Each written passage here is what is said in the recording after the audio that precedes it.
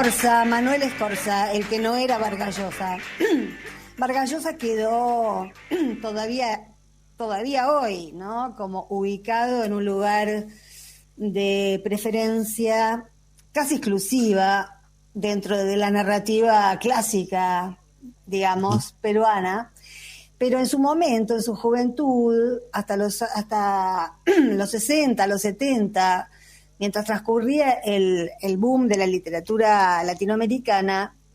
la verdad que iba parejo con otro escritor que es menos recordado y la verdad que es maravillosa su obra, que fue Manuel Scorza. Salió rápidamente de la carrera porque murió en un accidente de aviación cerca del aeropuerto de Barajas en 1983, muy joven, junto con otro grupo de intelectuales que iban a un congreso. Pero de alguna manera siempre ocupó un lugar alternativo y antagónico a Vargas Llosa, que era un escritor, cuando vivía en Perú, un escritor de la élite, siempre lo fue. Manuel Scorza, si bien también se educó en el Colegio Militar Leoncio Prado, el de la Ciudad de los Perros, de Vargas Llosa, y también estudió filosofía en la Universidad de San Marcos, pertenece, junto con Ciro Alegría y José María Arguedas, a la tradición indigenista de la literatura peruana. Y la verdad que ha dejado una obra que, bueno, ya que estamos en pandemia y es buen tiempo para leer, es totalmente recomendable porque es totalmente atrapante y además nos hace entrar en un mundo que ahora con el triunfo de Castillo en Perú, muchos se deben estar preguntando de dónde, bueno, muchos nos preguntamos de dónde salió Castillo. Bueno, salió de esa parte invisible del Perú, que siempre fue invisible desde el principio de su historia como nación, y a la que se dedicó Scorza.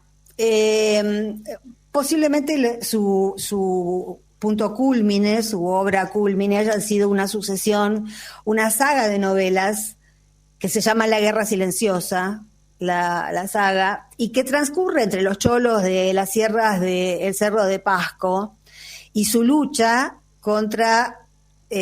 todos mineros y su lucha contra la Pasco Corporation, ¿no? Esto son novelas de los años 60, que comienza primero con Redoble por Rancas. Esta salió publicada en el 70 y después le siguió la saga, que escribió muy rápido, casi una por año, Scorza, la historia de Garabombo el Invisible, El Jinete Insomne, El Cantar de Agapito Robles y La Tumba del Relámpago. Scorza tenía asma cuando era chico y los padres, él pertenecía no a la élite, sino a la pequeña burguesía, y sus padres dejaron Lima para ir a vivir a las sierras, precisamente a Huancayo, de modo que cuando pasaron los años y en los 60, a mediados de los 60, comenzaron una serie de revueltas campesinas contra la Pasco Corporation que existía, de verdad. Todo lo que se narra en estas novelas podrían ser crónicas periodísticas. De hecho, Scorza escribió varias de estas historias como crónicas periodísticas, respetando, por supuesto, como cualquier crónica, los detalles de la realidad. Pero después, cuando intentó escribir algo ensayístico, notó que la realidad había sido tan abrumadora que el ensayo no podía hacer entrar en el ensayo ni en el lenguaje periodístico la fuerza,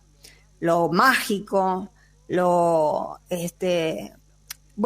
profundo de todo lo que había vivido en un lugar que él conocía porque se crió ahí, en la sierra, con lo cual no era un forastero, sino que entendía y conocía a esas comunidades, no le eran ajenas de alguna manera. Alguna vez él dijo que su obra era una sucesión de narrativa de derrotas, porque eso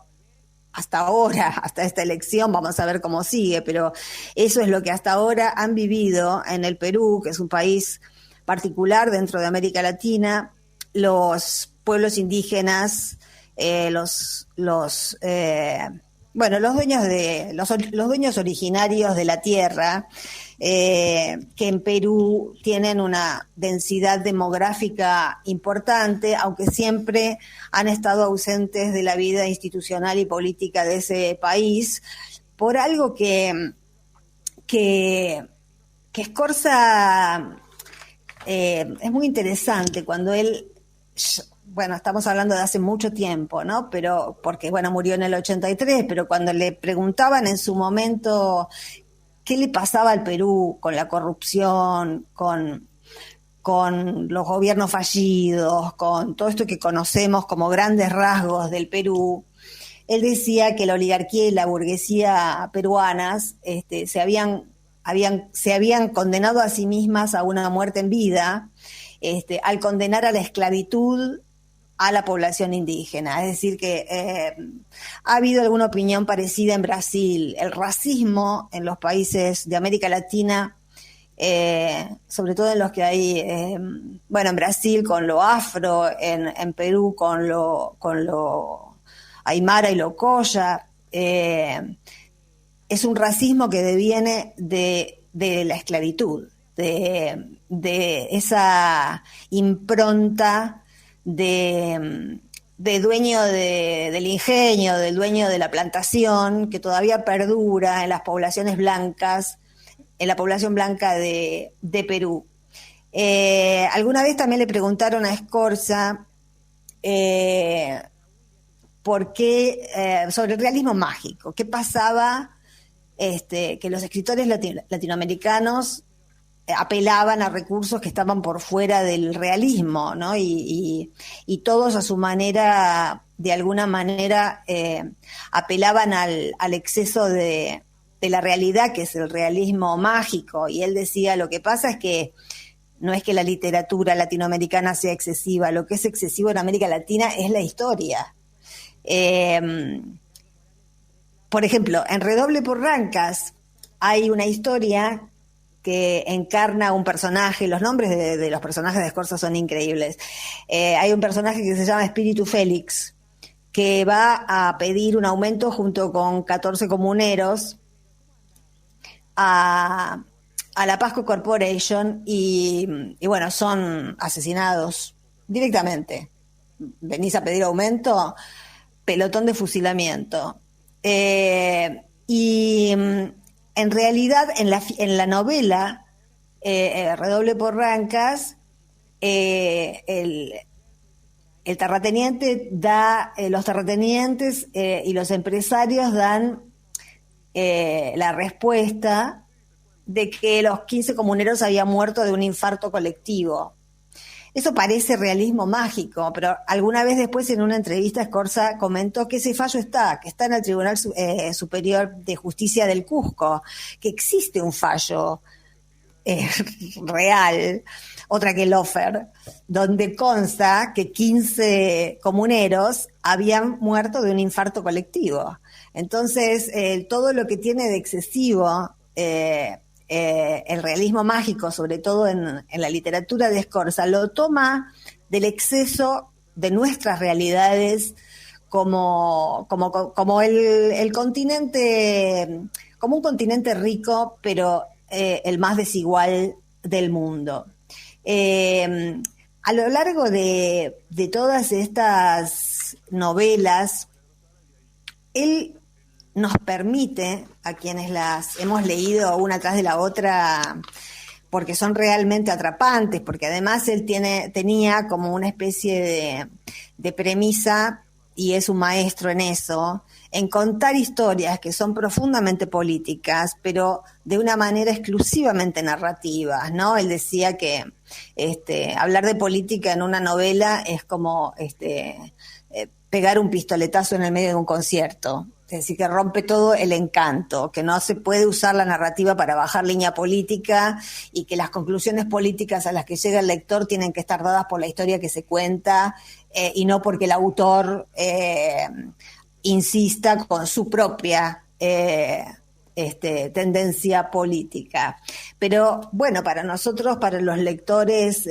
como nosotros, que nunca hemos podido ingresar a ese mundo de la vida cotidiana de esas poblaciones, nunca hemos tenido contacto con cómo es el día a día en esas comunidades indígenas de las sierras peruanas, que son tan misteriosas, tan mágicas, tan reacias también a hablar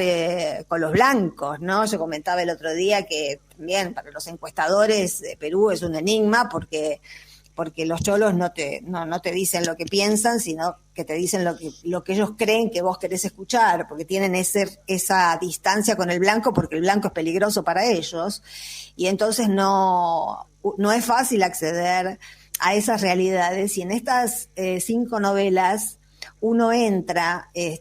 a la vida cotidiana de esos personajes que son que respetan los principios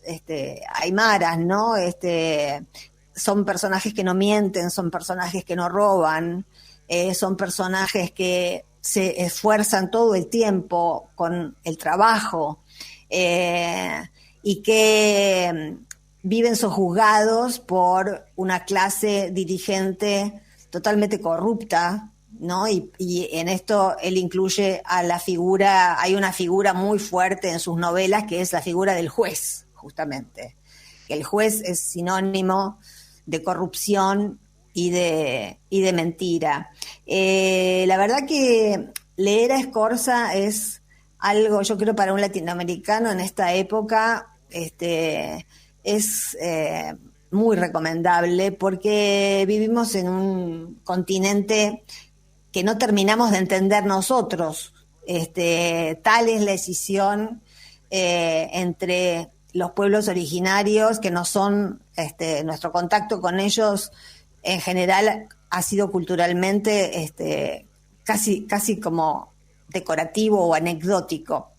Es la foto con el chico Colla con la llama, y hasta ahí se los entiende y hasta ahí ha sido el acercamiento, y sin embargo otra de las cuestiones que se puede ver y con las que trabaja Scorza en todas las novelas es que en todas las batallas, porque estas revueltas tuvieron batallas y fueron sangrientas, realmente sangrientas, las batallas de las revueltas campesinas de los años 60 en el Cerro de Pasco. Ahí se ve, en una especie de metáfora que tiene mucho que ver con el espíritu de esos pueblos, cómo los vivos planifican su estrategia con los muertos, pegan la oreja a la tierra y entablan diálogos con los muertos, ¿no? Esa sería como la parte de una metáfora, pero que está expresando que que son luchas transgeneracionales, digamos, que en todas esas luchas hay una cuestión transgeneracional, y es la continuidad, primero, de una concepción colectiva de la vida, colectiva y colectivista de la vida, y por el otro lado, que los muertos mueren, pero los vivos continúan con la lucha. Scorza fue, como decía, periodista. Bueno, él después dio clases en París, se tuvo una vida. Él participó políticamente del APRA cuando todavía el APRA era un partido clandestino, se incorporó a una célula del APRA, que era un partido, empezó como un partido nacionalista clandestino, y después en determinado momento viró a la derecha. Bueno, el último del APRA que conocimos fue el suicidado Alan García, digamos, que tampoco dejó una estela de prestigio a su paso. El APRA se fue degenerando poco a poco. Hubo un dirigente de La Haya, creo que era así, que fue el responsable del giro a la derecha, que bueno, es de alguna manera asimilable a lo que nosotros pudimos haber conocido como la Unión Cívica Radical, de alguna manera, en el itigoyenismo, y lo que podemos ver ahora con Mario Negri, de alguna manera, cuando Aya de la Torre era el nombre de este dirigente cuando era presidente del partido, vira hacia la derecha de una manera muy bestial, y hay muchos dirigentes, entre ellos Scorza, que todavía estaba como miembro del partido, que se van, renuncian, y esa ruptura, esa desafiliación es recordada por un documento que escribió Scorza y que se llama Goodbye, Mr. Aya. Bueno, y para finalizar, como también era poeta, les quería leer un poema de 6 líneas, pero que tiene, toda la carga intensa de este escritor, que es, yo creo, uno de los mejores que ha dado este continente. América, no puedo escribir tu nombre sin morirme. Aunque aprendí de niño, no me salen derechos los renglones. A cada sílaba tropiezo con cadáveres. Detrás de cada letra encuentro un hombre ardiendo. Y no puedo ni cerrar la A porque alguien grita como si quedara dentro.